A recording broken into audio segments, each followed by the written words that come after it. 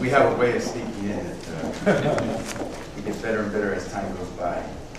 I'm pleased to join my colleagues here today to once again raise the issue of diabetes and chronic diseases and how important it is for us to pay attention.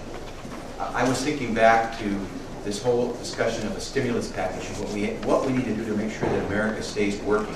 And as I think about my district, I was telling some folks, I need to make sure I have good paying jobs, safe streets, so that the families in my neighborhoods are able to continue to produce the wealth that we see day in and day out in this country. And as I thought about that, one of the most important things I can do for my district is make sure that people are safe. Security is critical. Neighborhood security is critical in many parts of my district because some streets are not very safe. Too many people in my district, for example, will oftentimes find themselves the victims of a crime.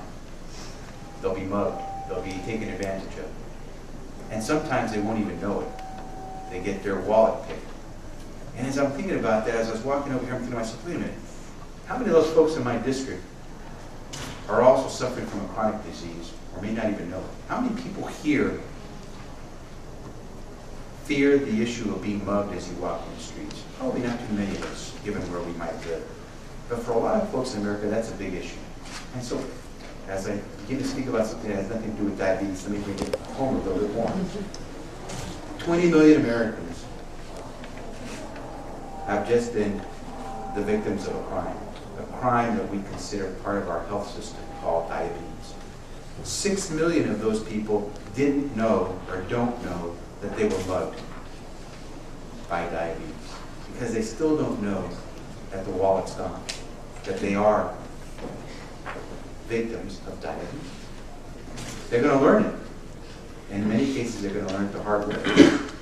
And so as we talk about this, and we realize that our healthcare system has the highest rate of costs to take care of people with chronic diseases, we realize that we really should get a hold of this crime called diabetes, that we call a disease in the healthcare sector.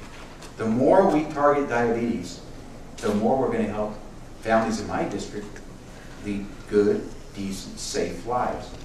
And so just as it's important for them to have safe streets to walk, we have to make sure that they have access to the best care so that they don't have to worry about that criminal called diabetes that affects so many of our children and working adults. And so it's great that the American Diabetes Association once again gives us information that brings to light how important it is for us to focus on what we can do, not what we hope to do, what we can do today. I know that I can do something to help put more cops on the streets, to help make sure the muggers aren't on the streets where folks in my district live. I also know I can do something to make sure diabetes doesn't become the killer that it has been for many people, including folks in my family. I also know that I can do something to make sure that diabetes doesn't mug another American in the future. We can do that. Working with our colleagues on a bipartisan basis, we have done a number of things to try to work towards getting to the point where we deal with diabetes the way we know we can.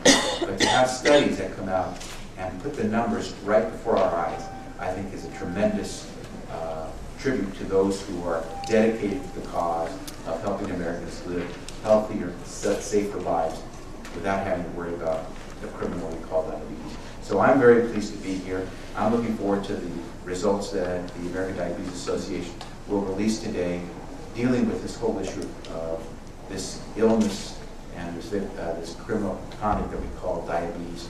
And so I hope that what we'll all do is focus once again that in many ways we can prevent that crime.